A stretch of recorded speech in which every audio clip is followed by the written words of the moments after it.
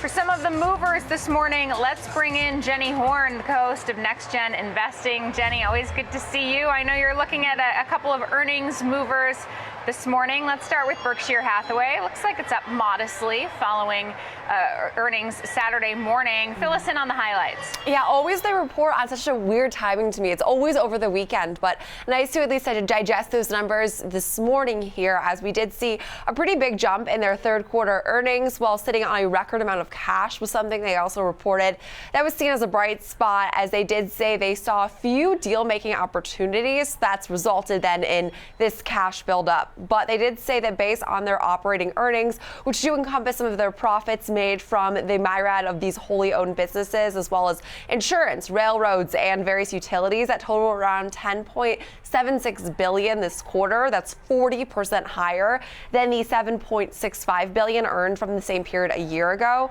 And they also went on to say that this record level of cash was around $157 billion, topping the high of around $149 billion set back in the third quarter of 2021. So that is fairly massive. I mean, sitting on $157 billion worth of cash is something that most companies, I feel like, could not possibly comprehend. But they've been taking advantage of these surging bond yields, buying up short-term treasury bills yielding at least 5%.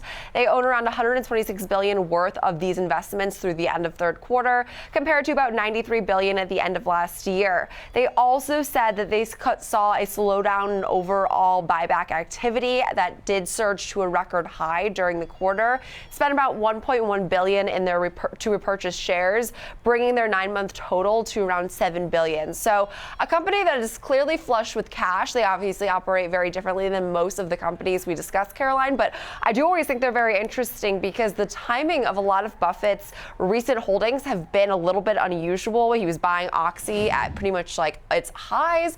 They do still have a massive position in Apple, which has been promising, but American Express, Coca-Cola are other some major of their holdings. They've been doing well, but it does feel like some of his buying has been a little bit late to the game, which is unusual for Buffett, frankly.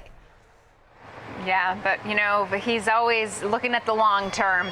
All right, let's move on to, well, I should note, Berkshire Hathaway share is actually down now. They've turned negative, down about 0.5%. We have another earnings loser, but this is a much bigger loser, and that's Dish Network. Shares down 16.5% to kick off the trading week. Tell us what has investors so disappointed in this report. It seems like they did swing to a loss, but they also reported some really disappointing subscriber numbers and different figures that did signal some weakness. And this is interesting because we do have Warner Brothers Discovery as well as Disney later this week. We'll have to see if they fall into the Netflix camp, which was a really positive reaction, or more of the Dish camp today. Like you said, tumbling, now substantially just picking up selling pressure on the session, down almost 16% here, as they did say that they saw a third quarter loss and lost subscribers across both of their businesses. So the company did highlight that their CEO, this was previously announced, but that they will be stepping down on November 12th. He will remain on the board as Dish looks to complete its deal to merge with EchoStar. Both companies are currently controlled by Chairman Charlie Ergen. So Ergen did say that they will have this new CEO take over as of November 13th, still though pending further approvals. But as far as the third quarter went, Dish reported a loss of $139 million, or around 26 cents per share.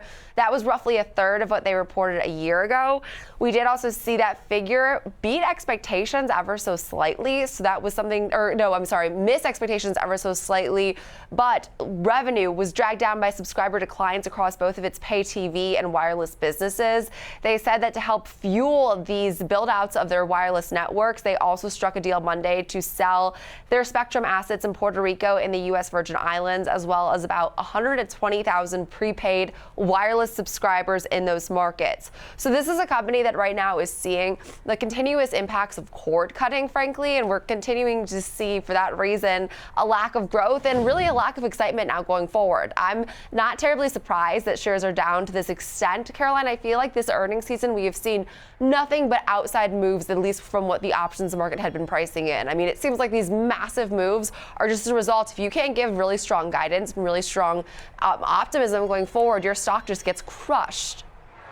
Yeah, and that's certainly the case for Dish Network today, down 15% right now down 67% in 2023. Jenny Horn, thanks so much for breaking down those two movers for us. Thanks, Caroline.